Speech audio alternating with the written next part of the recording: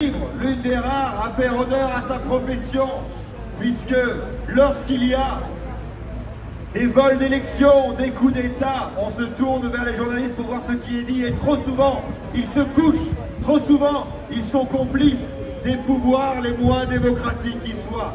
Nous allons donc écouter une journaliste libre que vous connaissez bien. Il s'agit d'une résistante, Myriam Palomba.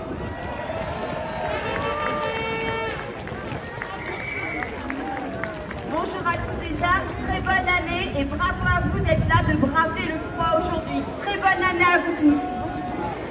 Et je peux vous dire que 2025, on va rien lâcher parce que ce qui se passe effectivement en Europe est juste une honte.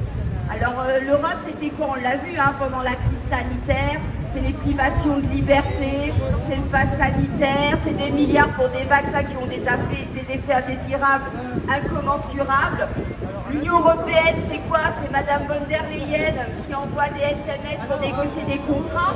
Alors bon, la pauvre, elle a une pneumonie sévère, alors qu'elle devrait être jugée le 6 janvier à Liège, comme par hasard. L'Union européenne, c'est celle qui détruit notre agriculture chaque jour. L'Union européenne, c'est celle qui nous empêche de contrôler nos frontières, c'est celle qui nous fait payer l'électricité une blinde, on peut le dire, alors que tout ça pour faire plaisir aux Allemands. L'Union européenne, c'est un parlement qui ne sert à rien, où l'opposition française a parfois le doigt qui ripe et dit qu'elle va voter contre Madame von der Leyen alors qu'elle lui fait des embrassades pour la féliciter d'être élue. L'Union européenne, c'est nous mettre des éoliennes partout en France, alors qu'on voit là que ça sert à rien parce qu'elles ne marchent pas, il n'y a pas assez de vent. L'Union européenne, c'est la guerre avec l'Ukraine, évidemment. Et aujourd'hui, l'Union européenne, c'est celle qui décide d'annuler une élection parce qu'elle soupçonne une ingérence russe à cause de vidéos sur TikTok. Alors moi, je lui dis quelque chose à l'Union européenne. Pourquoi elle ne vire pas Emmanuel Macron, puisqu'aujourd'hui 61% des Français le détestent et veulent sa démission?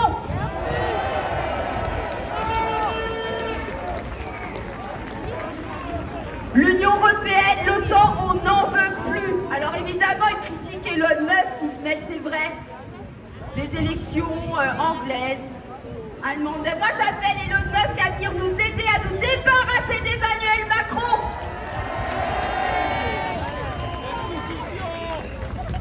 Je vous le dis, pour 2025, et les années à venir, on l'aura notre Frexit, parce que cette Union européenne, c'est juste la misère pour la France. Frexit! Frexit! Frexit! Frexit! Merci à vous.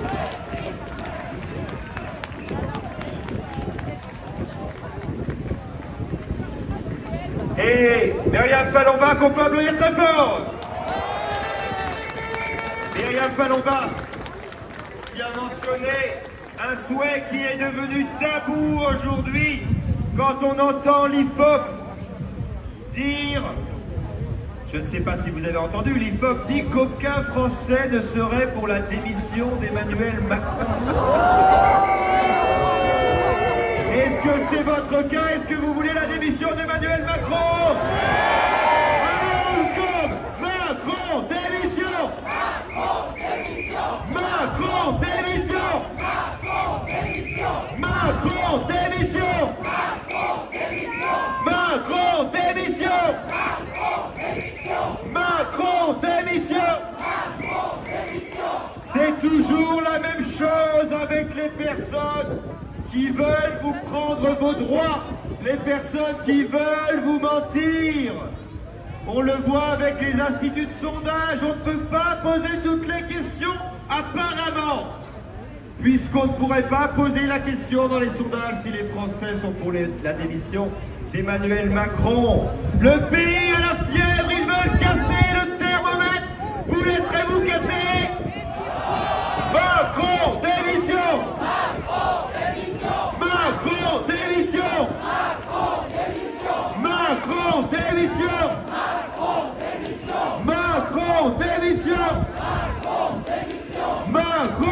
émission.